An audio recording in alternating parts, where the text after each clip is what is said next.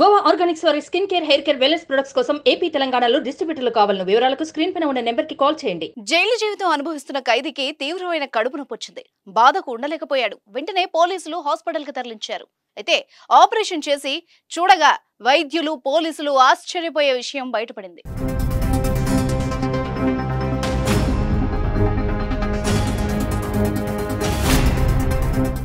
పరశురామ్ అనే వ్యక్తి శివమొగ్గ జిల్లా జైల్లో జీవిత ఖైదు అనుభవిస్తున్నాడు. ఇతనికి ఇటీవల తీవ్రమైన కడుపు నొప్పి రావడంతో పోలీసులు హాస్పిటల్ కి తరలించారు. ఆసుపత్రిలో స్కానింగ్ తీయగా అతని కడుపులో ఏదో ఎలక్ట్రిక్ పరికరం ఉన్నట్టు గుర్తించారు. దాన్ని ఆపరేషన్ చేసి తీయాలని సూచించారు.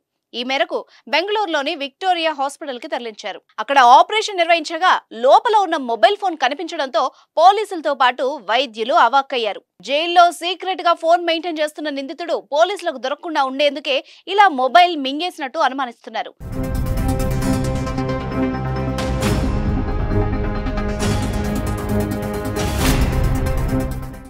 సుమారు 20 రోజుల కిందట అతడు మొబైల్ మింగినట్టు గుర్తించారు.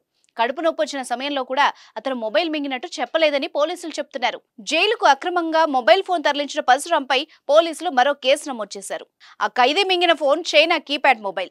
చిన్న ప్రేగు ప్రారంభంలోని పైలోరస్ లో అది చిక్కుకుపోయింది. విసర్జన ద్వారా బయటకు వస్తుందని అతను భావించాడు. కానీ అలా జరక్క తీవ్రమైన కడుపు నొప్పికి గురి కావడంతో బండారం మొత్తం బయటపడింది.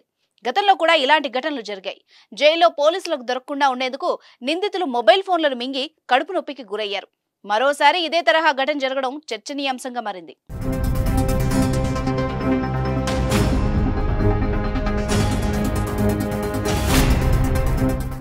సుమన్ టీవీలో మీ పర్సనల్ అండ్ బిజినెస్ ప్రమోషన్స్ కోసం కింది నెంబర్కి కాంటాక్ట్ చేయండి.